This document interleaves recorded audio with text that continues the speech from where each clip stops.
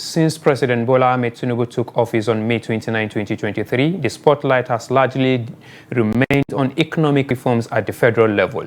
But those same reforms, particularly the removal of fuel subsidies and exchange rate unification, were also intended to boost financial capacity at the state level, giving governors more room to deliver on promises. The big question remains, are citizens actually seeing the benefits? In this special report, Abdulaziz Ibrahim takes a look at how Kano state residents are rating their government 2 years into current administration. When President Bola Ahmed Tinubu removed fuel subsidies, the goal was to stabilize the economy and make more funds available, especially to subnational governments. In Kano State, under Governor Abba Kabir Yusuf, education has been a major focus. One major step was the declaration of a state of emergency in education sector, with over 30% of the state's budget allocated to it.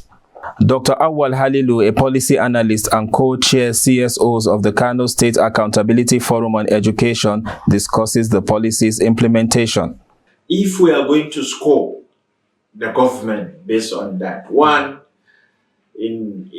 after the state of emergency, we saw distribution of the learning material at the state level, which each LGA were given for them to distribute to other sectors. Two, there were recruitment.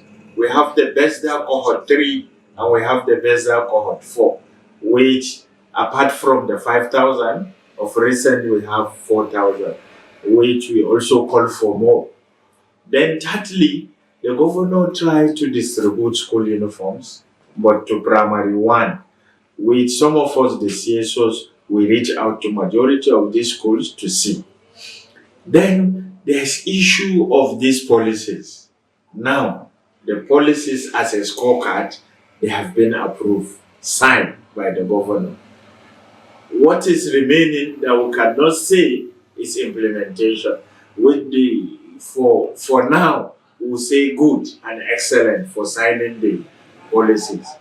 Then maybe by that year, we'll say, okay, what is the level of implementation of these policies?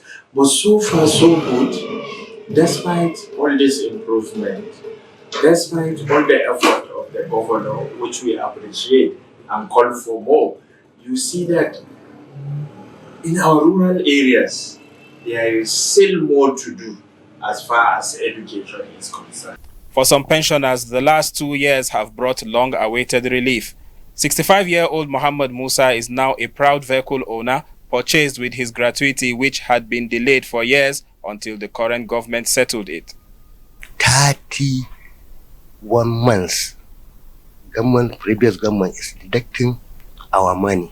It depends upon how much you earn.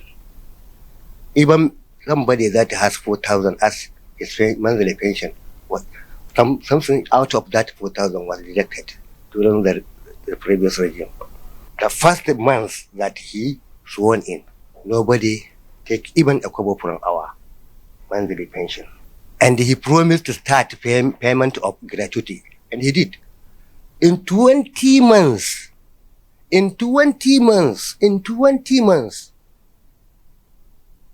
Abba gave 16 billion naira to the pension board to pay those who are waiting for their gratuity.